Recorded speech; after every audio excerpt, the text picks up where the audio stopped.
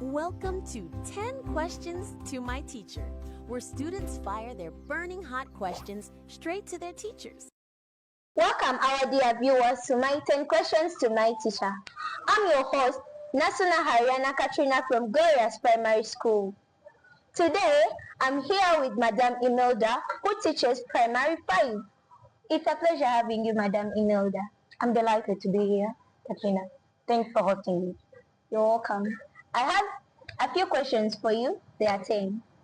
10 are few? Yes, there are few. Okay. And they're easy. I don't think they're hard. They're easy. I love easy questions. I don't want to think so much because I'm old. Hey, you get devastated whenever you see hard questions. Yes. And scared. I automatically fail even before answering the first one. These are that simple. Question 1 goes, what kind of child were you to your parents? That question now could go directly to my parents. Yes. But one thing I remember, I grew up in a kind of small family. It was a nuclear family. But maybe I was so loving to my parents than the siblings. Because most of the time they used to confront me. You're loved so much by mom and dad. So that gave me confidence that maybe I'm so loved. So I was loved by my parents. Then I was not so sharp. I was a cool child, a cool guy, not so playful like my sisters and brothers used to be. But one thing I loved, that my mom always made a comment. Whenever those children, those siblings did something wrong, she was like, why don't you be like Imelda?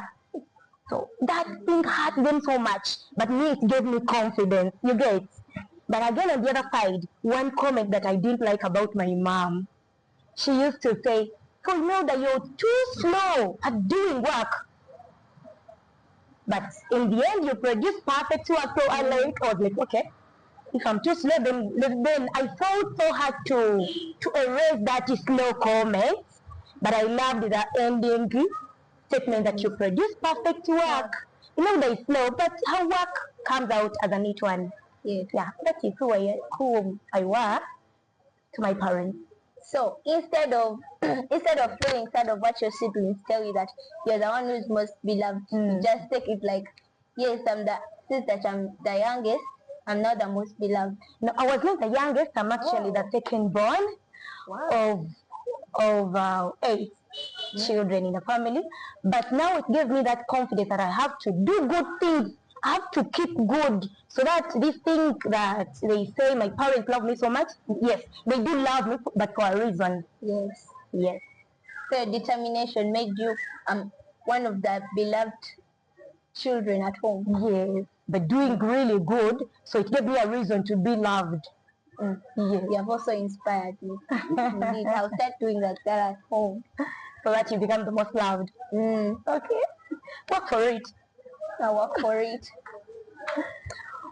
Which games did you find most interesting during childhood, and how were they played? I was not that so much playful, but I loved, they used to call it Tonko. I love the Tonko. This game where you first demarcate the play area, not so big. You demarcate the play area, then you draw some shapes, boxes, triangles, rectangles. Then you start hopping on one leg, or if you need to use 2 legs, it depends on the design where you've reached. Then you used to get something, you make sure you provide yourself with something. Then you used to call it omwana. So you used to have omwana with you. So the moment you reach the other side, at the end of it, you go hopping, going forward. Then the moment you reach the other side, at the top of it, then you stand, you pass your hand above your head, then you throw your omwana back where you want to build a house.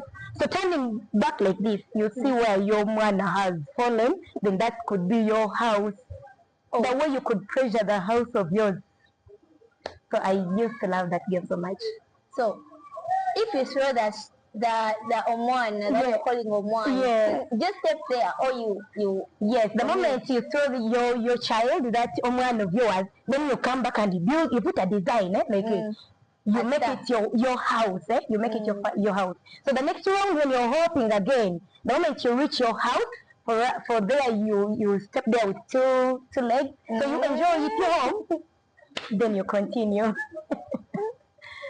I wish to play that one at home. How will you manage to get to the one? Hey, I'll get that child. Just get a stone and start. You start jumping. Here it goes. What was your favorite? Who was your favorite teacher, and when? Who was your favorite teacher when you are in primary, and why? I don't even need to overthink about that. It was Teacher Grace. Teacher Grace, my teacher of English then in my primary. She used to teach English. I loved her so much. She mentored me well, though she didn't know that there is a child she's mentoring. She didn't know. First, she used to do her things, but behind, I used to watch her. Then she inspired me. The way she could conduct herself, the way she could handle me in a lesson. I was one of the best students in English in that class. I will tell you my worst subject when you ask me that question. But don't ask me. Of course I must. Yes, so I was one of the best students in English. So there is a way she used to handle me very well. She used to make me yearn for good performance. That there is a scenario that I hated that I can't forget. One time she gave us a hard paper. It seemed hard to all of us, the whole class. Then in that paper, remember she used to take me as one of her best students. Then I scored 70. I was among the best performers in that paper. Guess what? She caned only me. Students who got 40s and 30s were there, but she caned only me. But at this age of mine, when I'm a teacher also, I reflect back and was like, yes, she wished me, she didn't want me to relax. She never wanted me to settle for less. So I appreciate her, even when she's not around. But then, I couldn't understand why she caned only me, who tried to get 70, when others got 30s and 40s, and she left them. Oh. Now, if you see her in that way, what would you like to tell her? Surely I could hug her. I feel I can. I don't really know where she stays, but whenever I think about her, I appreciate her. I appreciate her. And I think she's also proud of you. When she sees you on the screen, she'll be like, that's my child, that's my student, Imelda. She calls all the neighbors. Neighbors, come and see my delighted child. She's on screen. She never... I know. She is. I know she's capable of watching such. But I love her. I appreciate her even when I don't see her. I wish her all the best. What subject did you find difficult in school, and how did you manage? That is mathematics. Mathematics. Whenever a teacher, the timetable could read mathematics, then my heart could start pumping on high speed. Then the teacher coming in, worsening the situation. I couldn't grasp what the teacher could teach. I couldn't grasp at all. On the line for the student to be kind for failing work. I could always be a man. Just listen, I could always be a man. But I did not be a sick. I used to put a hard line, There is you lie down and then you're like, do whatever you want to do, me, I'm here. But when you get back to your desk, you're like, too painful. So that was mathematics for me. Ever complicated. The equations were hard. So what you said, what did I do about it? Yes, how did you manage? I can't deceive you that I did anything about it. I did not do much about it, but at the end of PLE, I had performed well. I had performed well. Maybe God did it for me. But I never did much about mathematics. What are those things you enjoyed during the school times that today we can't experience? During my school time, only one thing I can say for the children that whose parents brought to glorious, you're lucky. Because some of the things, these things that I'm going to tell you, they don't exist in many schools. But you children, you have them at least in a more advanced way than we had them. I have two of them. I used to enjoy the moment when we went for inter-school competitions, music or sport. Personally, I was good at music, but it was very opposite to sports. So inter-school competitions, we used to get in those years of ours. We used to get on a lorry parked in a school compound. Just get to know we are going. And everyone says That day for us to go, that night, the previous night, when you're going the next day, you couldn't sleep. So it was a lorry, not the vans you use these days. How you use corporate vans? A lorry with its gas. We could go standing when it bent beside you. Oh, then!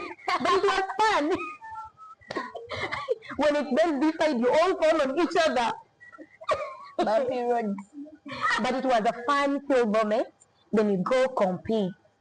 So I used to enjoy the inter-school competition. But for you, Glorian, you're lucky. I can see sometimes you go to Makero for mathematics contest. You go for writing competitions, for reading competitions. For you enjoy, you're better. Then another thing that I enjoyed is the craft time. We had the hardy teacher in charge of craft. He used to tell us bring the items that we need to use the day before. So if next week you're to make math, trust me, you have to look for palm leaves. Prepare them ready. So we could go to the swamps to look for palm leaves. We could go to banana plantations to get the banana leaf stalk. Cut out those small things, dry them. So next week, the teacher for crafts must find you ready without it, without the materials. Just get to know. So I enjoyed the craft time, though the teacher was quite tough, but she was training us to be responsible, to take up responsibilities. So were you all interested, or some of you lost interest when the child started caning? Automatically. Some of us, we lost interest in crafty time. Some students resorted to not coming to school on such a day. Because the teacher, the moment you look at yourself, you don't have the items she told you to bring, you better stay home. Just need to know that hour, people will cry. But to people who used to take up responsibilities, you prepare your items, just fun-filled moments. Don't also your parents ask you why haven't you gone to school? Do you explain, or you just lie and fall in? I never miss school, because that is why I say, I've told you I used to enjoy the moment, but some students used to miss school. I don't know how they could do it, but they used to dodge that day because of the craft hour. But I enjoyed it. Tell us about your childhood best friend. I had a friend called Veronica. These days she's a very responsible lady in our area. But Veronica, she was my friend. But maybe because I was a cool girl, and for her she was sharp, very quick at thinking. But guess what? She could sometimes mislead me. This is so funny that I'm about to tell you. This is a girl she was staying with a single mother. Then she could carry a matchbox every day to school. But a matchbox for what? The moment a bell was rung, going home, she could call me, Imelda, come. We had a church on our school. Yes. We had a church. She had already gathered some dry grass and leaves at a certain corner of the church down there. Then we could lit the fire, take off. going home, leaving the fire behind the church. That was my friend. But I loved her. At that age, I couldn't see that she's a bad friend. I loved her. Why? Then, on our way, we've left fire burning behind the church at school, in the school premises. Then, on the way going home, we could tuck in our uniforms in a knicker. Our uniform was a dress. Our uniform, when I remember what she made me do. What she made me do. But she was my friend. By that age, I couldn't tell that she was misleading me. She was too stubborn. And I was a cool girl that whatever she could tell me, I could do. Walking on the road, when the maker is out, then the dress is, the cabina is big now. Then we reached a certain point that she could tell me that house, they are night dancers. Every time we could reach there, that home where she told me that they're night, and they could be false statements. So she just loved making fun of me. So that is Veronica for me. Now, did they catch you? Did they one day like catch you and they say that you're the ones who are trying to carry out treason behind our church? No, they never got it. They never got to know that it is the Imelda and Veronica making fire. But you would do it was a habit now. Every day we could leave fire burning behind the church.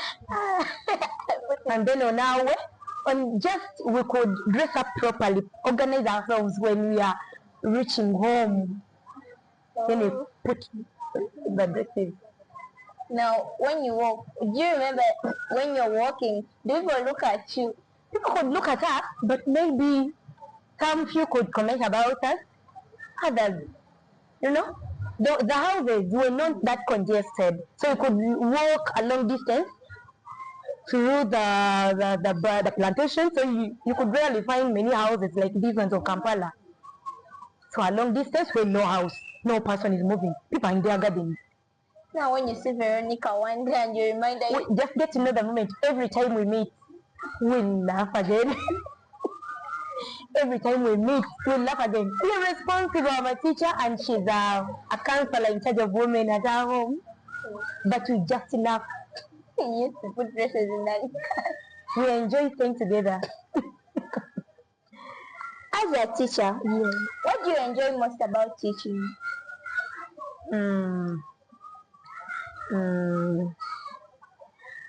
I love it when I'm conducting lessons. I always encourage my students to ask questions. And some children are so wise that a child can fire you a question and you need to go back and check your books again. So that moment of asking questions, it helps me keep learning even when I'm a teacher. So I love the fact that being a teacher, learning never stops. Learning, you keep learning day by day. A child fires you a question and you need to go check in your book. So we are ever learning. That is one fact I love about being a teacher. Then another thing that makes me feel over the moon is teaching my students and then subjecting them to a paper. They perform highly. I feel that is enough salary for me. I feel that salary is enough for me. Just having them perform highly. You don't need to give me any money. I feel I'm above the moon. I feel I don't need to, you don't need to talk about me. I made my students perform. You get? So that is what I love about being a teacher. Okay. What dreams or goals do you still have for your own future?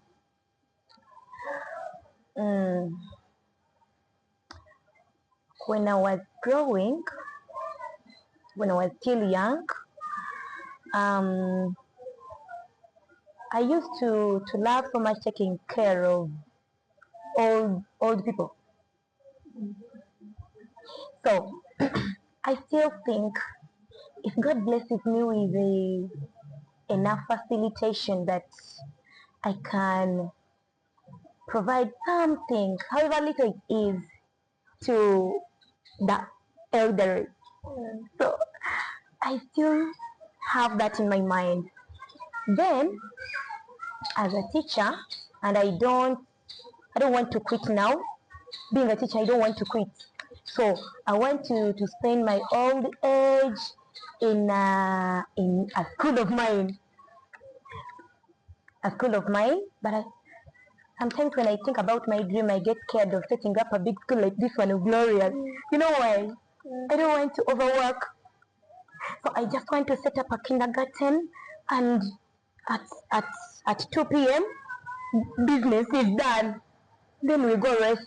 So Don't wake up early. I don't want to wake up so early. So the kindergarten children never wake up so early. Yes. Never crying, Mommy, I want to go back home. For that love I can provide. Yes. For that love I can provide. But one thing I don't want, I'm scared of, is overworking. Looking at children in break time, seeing their well-being. Are they okay? Are they sleeping well?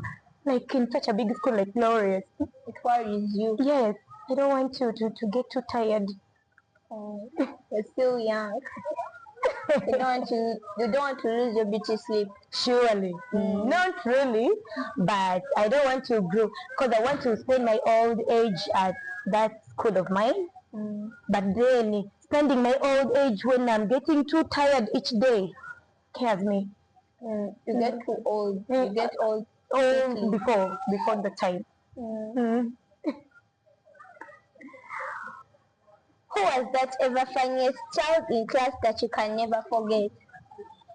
We had a boy in class. Though me, I never loved his ways, but he used to be very funny. The day he could miss school, many of us, many children could miss him. You could tell that Yasin is not around. He was called Yasin, and he is called Yasin. He's still there. He works in Kampala these days. But Yasin used to play funny games that me as a cool child, I never loved.